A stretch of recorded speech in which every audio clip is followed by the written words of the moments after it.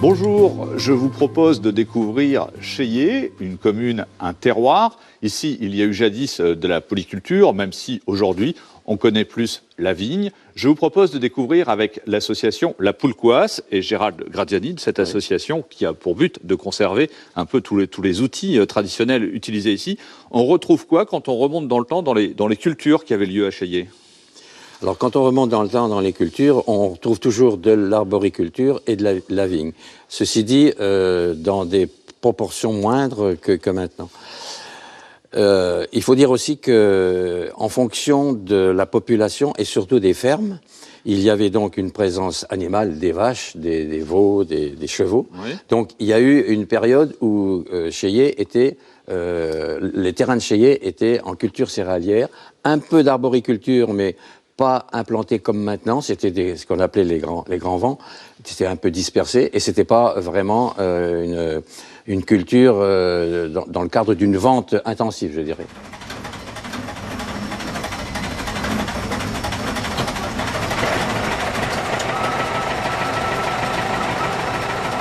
Alors, est-ce que ça a changé avec les deux guerres mondiales ? Est-ce que ça a été à chaque fois des révolutions aussi agricoles pour la commune ? Il semblerait que la Première Guerre mondiale a fait qu'il y a eu une importance de la présence féminine et de parcelles qui ont été rachetées par les petits paysans. Je dis bien paysans. Les petits paysans.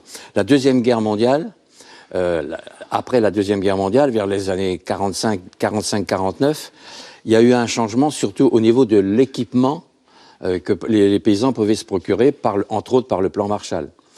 Là, on a commencé à avoir des terres arboricoles, parce qu'il y avait une demande.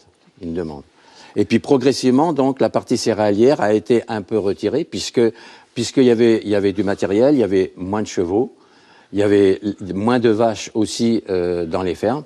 Donc on est arrivé à des cultures où la vigne a pris de l'essor et surtout l'arboriculture productrice. Alors pour ce qui concerne l'arboriculture, je vous propose de découvrir avec nous un reportage réalisé chez les derniers arboriculteurs de la commune de Cheillé, deux femmes, Lolita et Mélida Badlier, un reportage au milieu des poiriers et des pommiers.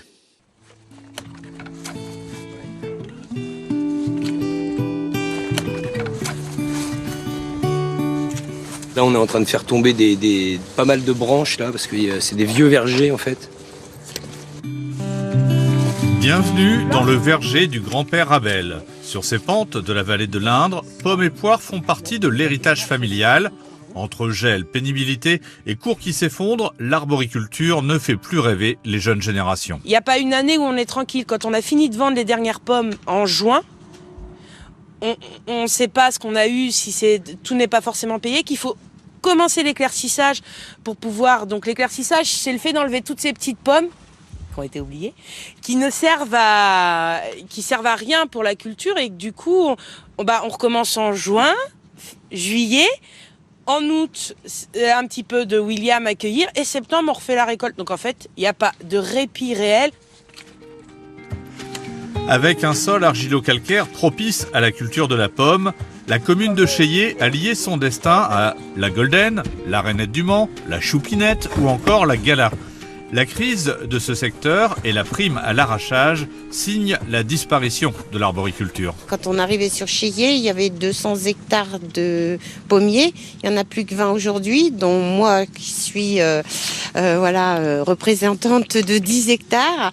Et puis c'est toute une histoire. Je veux dire que malgré tout, tous les gens de Cheillé, les grands-parents ont travaillé, ont cueilli des pommes, les parents ont cueilli, les enfants ont appris aussi dès l'âge de 17-18 ans, c'était leur premier petit boulot.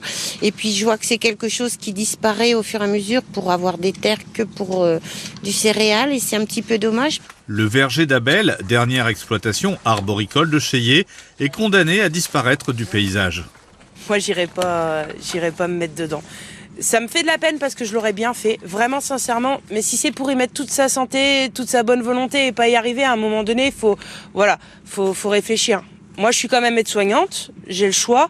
Pour le moment, tant que maman produit encore les pommes, je continuerai à l'aider. Mais après, je pense pas reprendre l'exploitation, non. Trop de stress. La fin d'une transmission familiale qui signe aussi la fin d'un paysage. Le goût du terroir de Chélier, le goût de la pomme, ne sera plus qu'un souvenir. Voilà, si l'arboriculture a du mal à survivre aujourd'hui, on a encore de la vigne, il me semble. C'est ça qu'on trouve aujourd'hui sur le terroir de Chélier? Ah oui, la plantation de la vigne est importante sur le terroir de Chélier. Il y a moins de viticulteurs.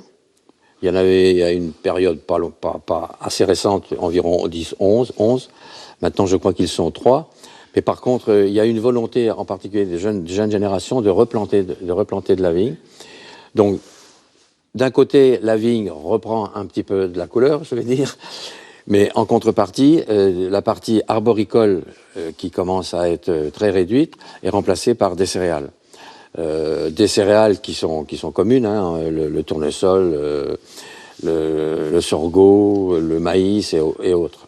En même temps, c'est toujours le terroir, puisque j'ai bien compris, il faut des céréales pour faire les fouets qui sont une spécialité de Chélier, à déguster avec un petit verre de vin blanc, avec modération.